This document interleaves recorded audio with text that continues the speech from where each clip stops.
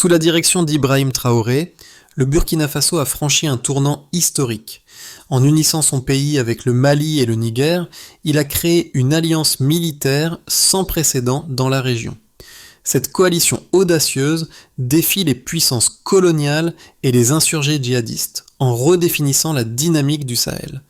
Mais derrière cette victoire symbolique, des questions cruciales surgissent. Cette union peut-elle résister aux pressions extérieures et internes ? Ibrahim Traoré incarne-t-il la clé d'une nouvelle ère pour l'Afrique ? Ou cette alliance fragilisée par les tensions régionales échouera-t-elle à répondre aux défis géopolitiques majeurs qui se profilent ?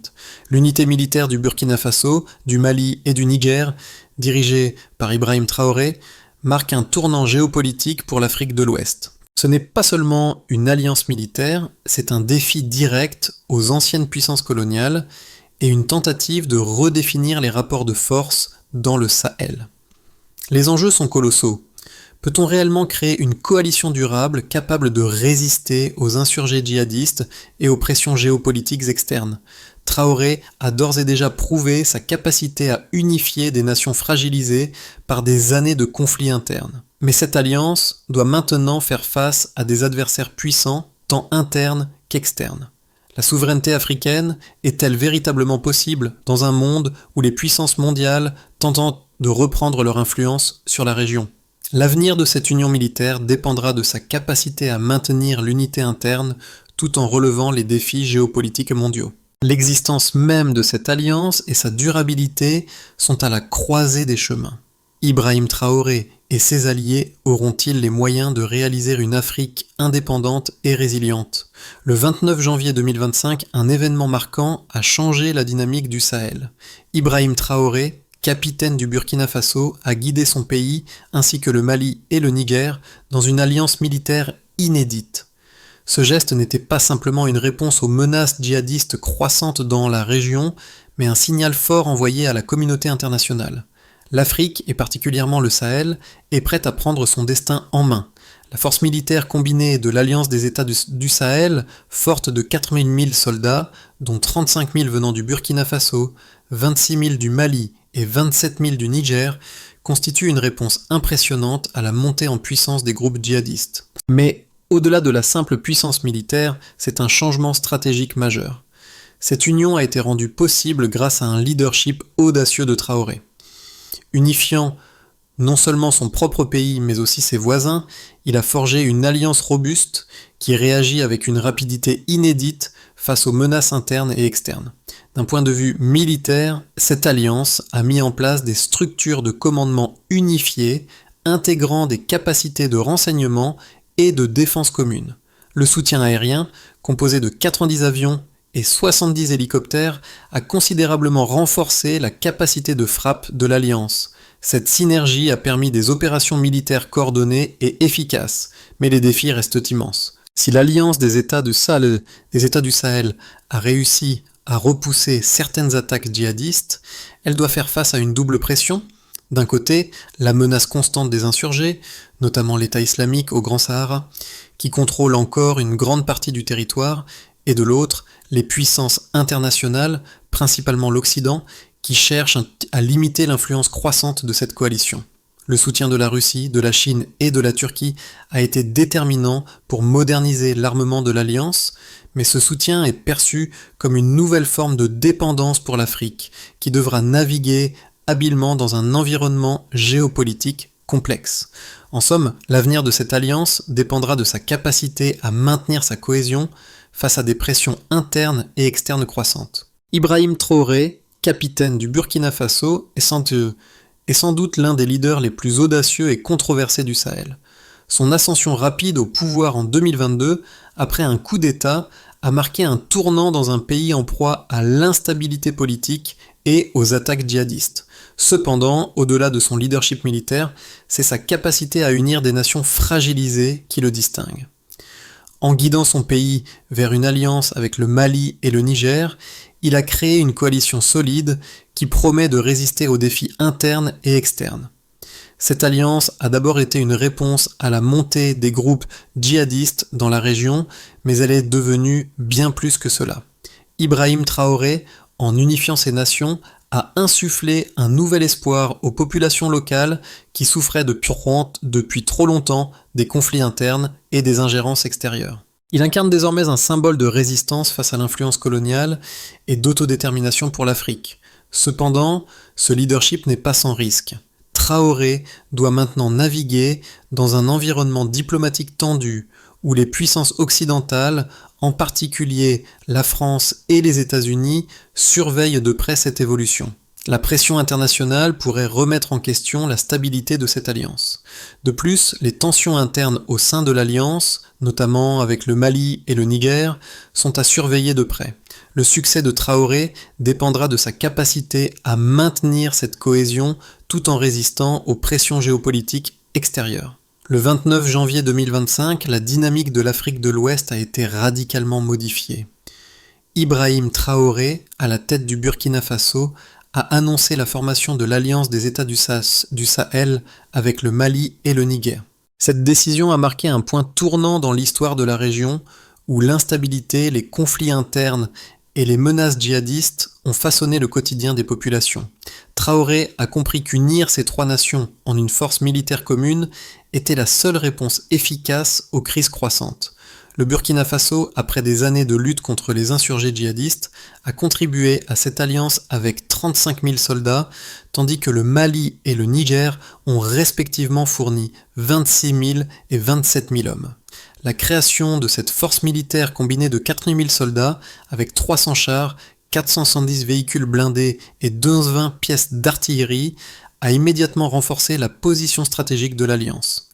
Ce chiffre est à la hauteur des enjeux auxquels l'Alliance des États du Sahel est confrontée. L'Alliance, rapidement opérationnelle, s'est dotée d'un système de commandement unifié. Le partage de renseignements et la coordination des forces armées ont permis de mener des opérations plus efficaces contre les groupes djihadistes opérant dans la région. L'intégration des capacités aériennes a renforcé la puissance de frappe de l'Alliance, avec 90 avions et 70 hélicoptères déployés pour soutenir les troupes au sol. Ce système intégré a été crucial dans la mise en place d'une défense coordonnée, notamment lors de plusieurs offensives contre l'État islamique au Grand Sahara, EIGS, et le groupe de soutien à l'islam et aux musulmans, GSIM. Malgré ces progrès, les défis demeurent. L'Alliance doit faire face à des adversaires puissants et résilients. Les insurgés djihadistes contrôlent encore de vastes portions du territoire du Burkina Faso, en particulier dans le nord et l'est du pays. Leurs attaques sont de plus en plus sophistiquées, avec des drones, des missiles et des explosifs fournis par des partenaires externes comme l'Iran. La menace est d'autant plus pressante que ces groupes bénéficient d'un réseau de soutien logistique et de financement à l'échelle transnationale. De plus, l'Alliance doit composer avec une pression internationale croissante. Les puissances mondiales, en particulier les États-Unis, la France et d'autres pays occidentaux, sont préoccupés par cette alliance qui pourrait remettre en cause leurs intérêts stratégiques en Afrique de l'Ouest. Les sanctions économiques, l'isolement diplomatique et les menaces d'intervention militaire sont des moyens qu'elles ont utilisés pour tenter de freiner la montée en puissance de l'alliance. Cependant, la Russie, la Chine et la Turquie ont vu une occasion de renforcer leur influence en Afrique en soutenant l'Alliance des États du Sahel, en fournissant des armes avancées, des drones et une aide militaire. Au-delà des menaces externes, l'Alliance fait face à des tensions internes. Bien que le Burkina Faso, le Mali et le Niger soient unis sous la même bannière, des divergences de priorités et de ressources existent entre les trois pays. Le Mali et le Niger se montrent parfois réticents à l'idée d'une domination militaire et politique du Burkina Faso, ce qui pourrait entraîner des conflits internes si ces tensions ne sont pas gérées correctement. Néanmoins, malgré les difficultés, Ibrahim Traoré et ses alliés continuent de défendre cette alliance, voyant en elle la meilleure chance de stabilité et de souveraineté pour la région. La question qui se pose désormais est de savoir si cette force militaire unifiée pourra repousser les insurgés et maintenir l'indépendance de l'Afrique de l'Ouest face à des pressions géopolitiques croissantes. À court terme, l'Alliance des États du Sahel devra réussir à contrer les attaques djihadistes tout en consolidant ses relations internes et internationales. Mais à long terme, elle pourrait bien jouer un rôle clé dans la réécriture des règles géopolitiques du Sahel. Les résultats de l'Alliance des États du Sahel ne se mesurent pas seulement en termes de force militaire ou de soutien extérieur, mais également par des indicateurs clés qui démontrent son efficacité face aux menaces djihadistes et aux défis géopolitiques. Depuis la création de l'Alliance en janvier 2025, des statistiques impressionnantes montrent des avancées notables dans la lutte contre les insurgés et dans la consolidation de la souveraineté régionale. Au niveau militaire, l'Alliance a rapidement fait ses preuves. En 6 mois, elle a réduit de 30% les attaques djihadistes dans les régions frontalières du Burkina Faso et du Mali. Un résultat significatif compte tenu de la violence qui secoue ces zones depuis plusieurs années. Les offensives coordonnées, soutenues par l'aviation, ont permis de reprendre des territoires clés, réduisant ainsi la portée des insurgés dans des zones stratégiques.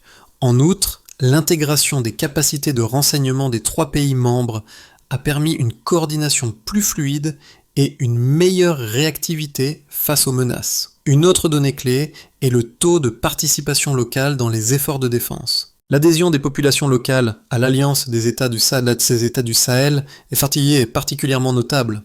Selon une enquête menée en 2025, environ 75% des Burkinabés soutiennent activement cette coalition, avec une participation croissante dans les initiatives de renseignement et de lutte contre les insurgés. Ce soutien populaire est crucial, car il permet à l'Alliance de s'appuyer sur des ressources humaines et logistiques locales pour mener ses opérations.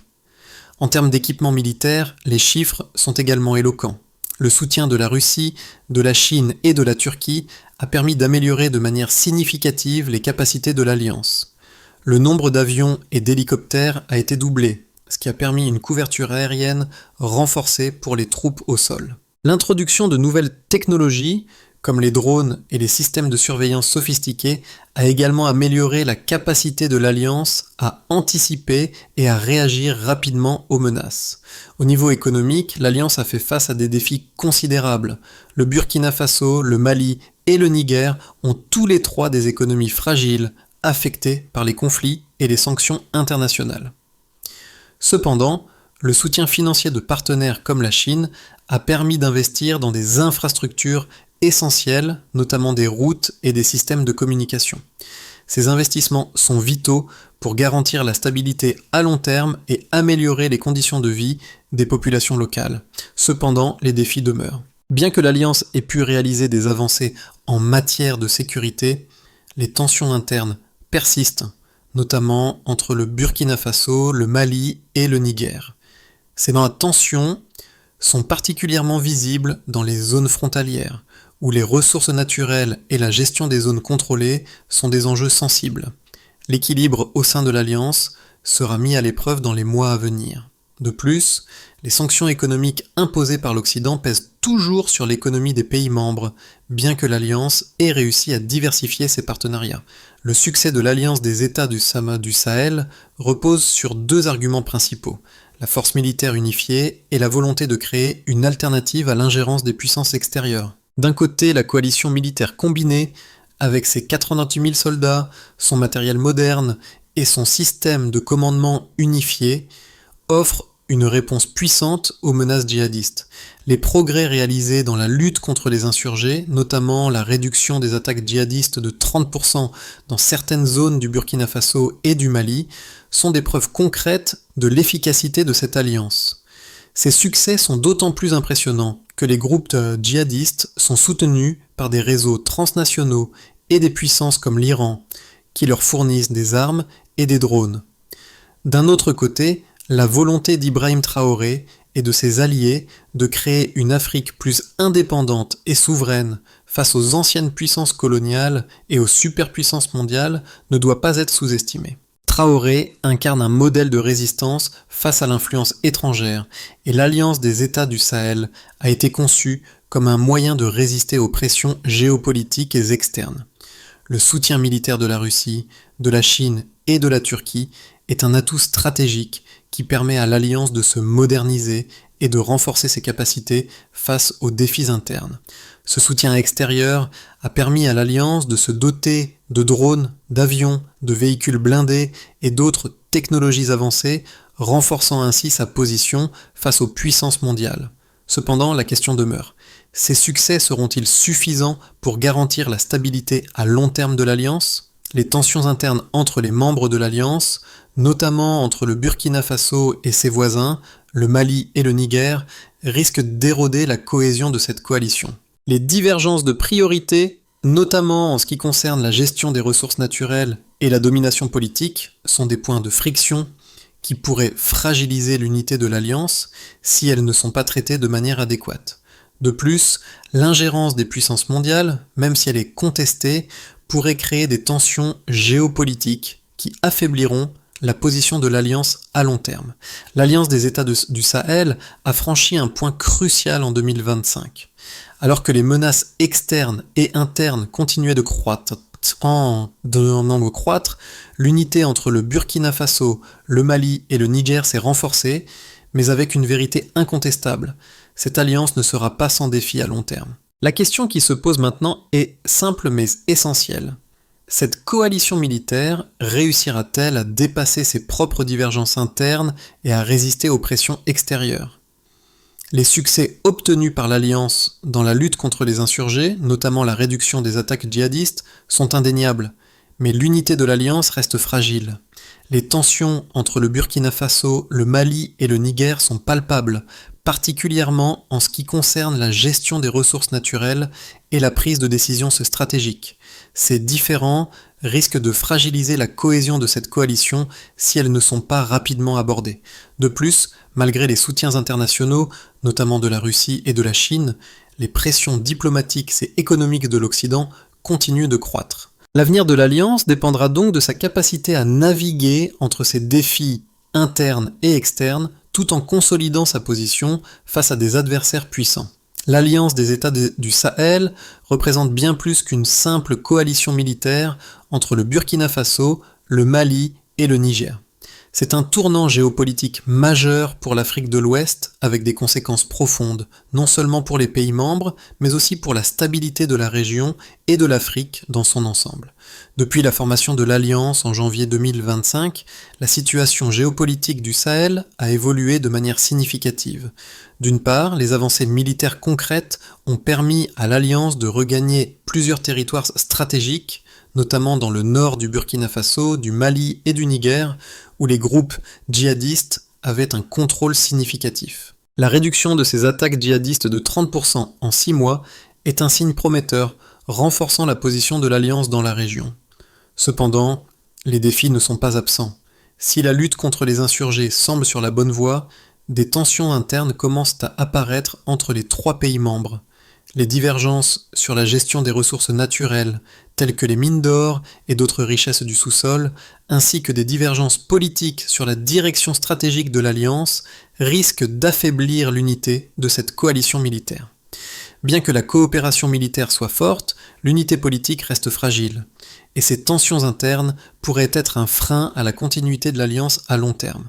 Les pressions géopolitiques internationales, en particulier de l'Occident, sont également un facteur clé. L'Occident, et particulièrement la France et les États-Unis, ont exprimé leur préoccupation croissante face à cette nouvelle alliance qui pourrait remettre en question leurs intérêts stratégiques dans la région.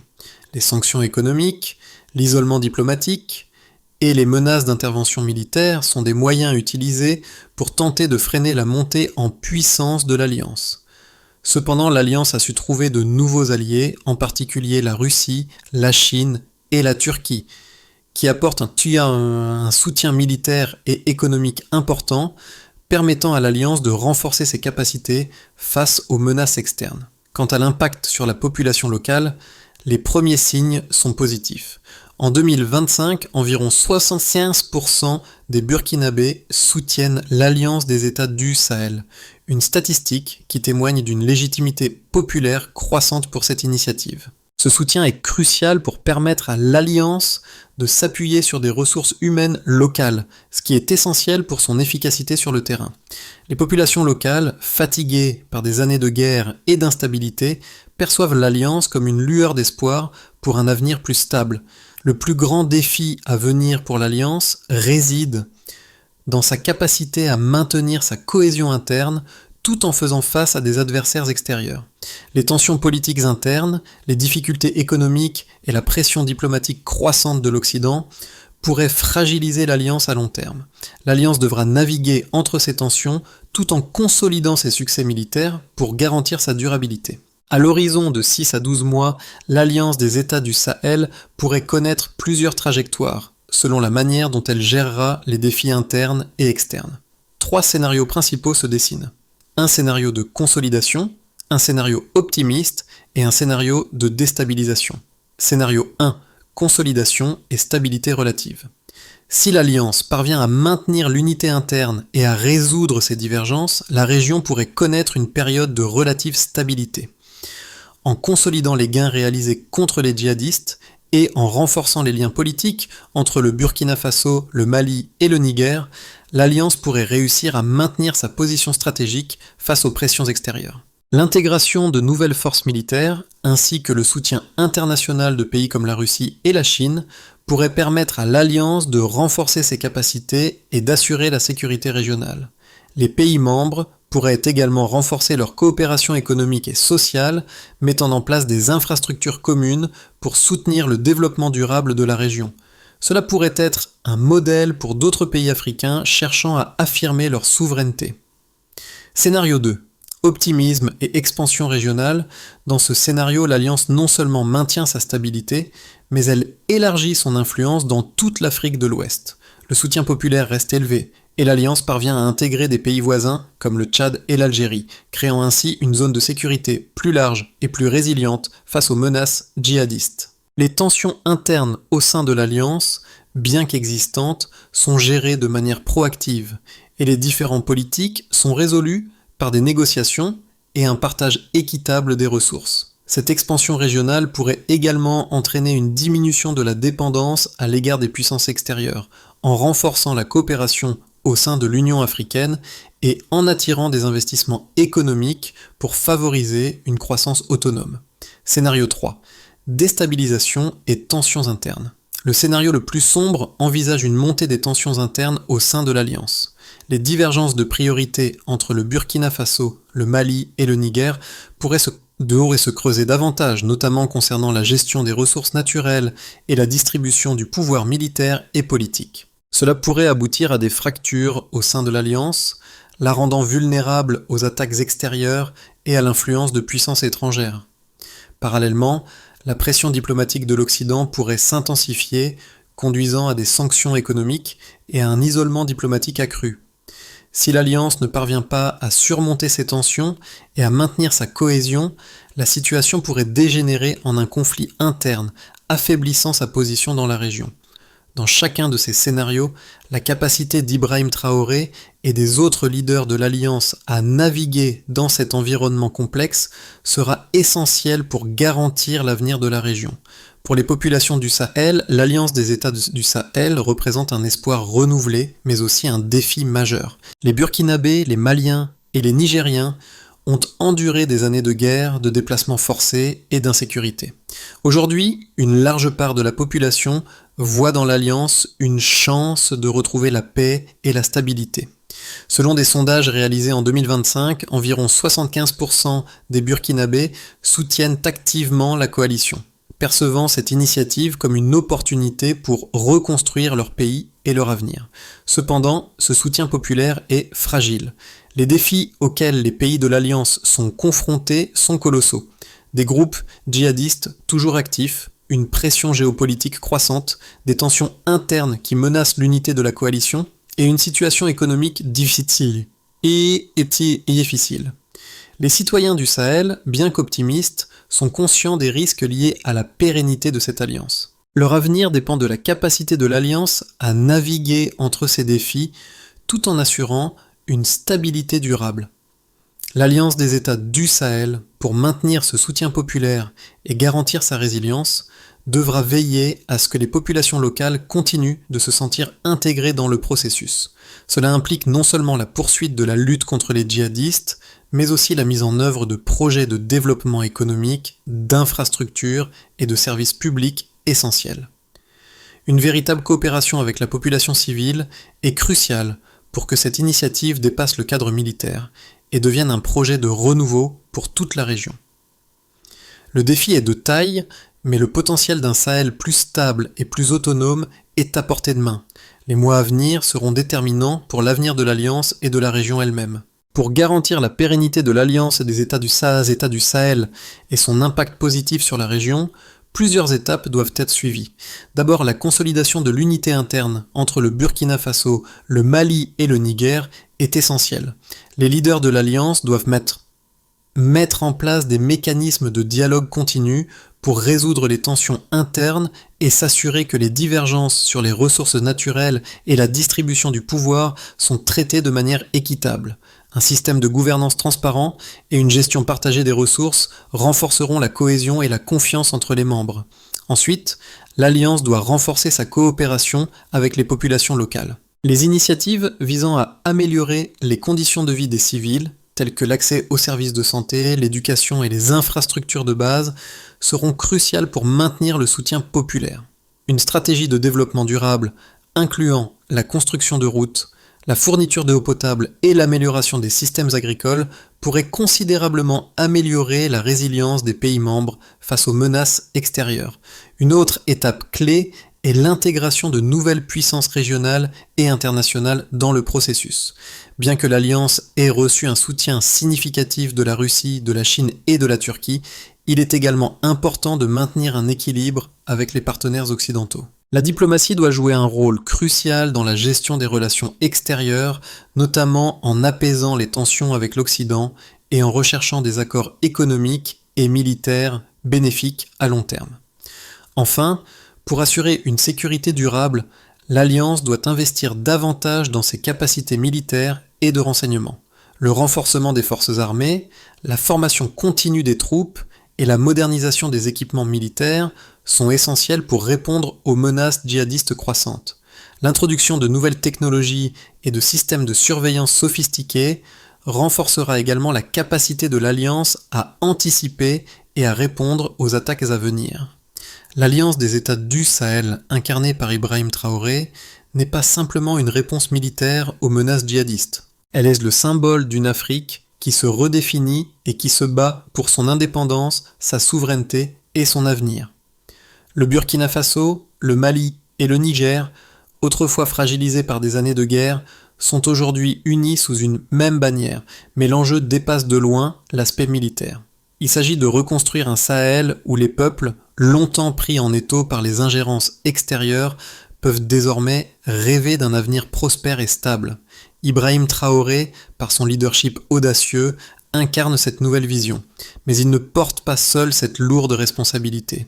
Le destin du Sahel dépend de l'unité des pays membres, mais aussi de leur capacité à surmonter les divergences internes et à faire face aux défis géopolitiques externes. Cette lutte, bien que difficile, est celle d'un peuple qui, pour la première fois, a la possibilité de contrôler son propre destin. La route sera semée d'embûches, mais avec le soutien des populations locales, l'Alliance des États du Sahel pourrait bien offrir un modèle pour une Afrique plus forte, plus unie et plus indépendante. C'est un combat pour la dignité, pour la liberté et pour l'avenir.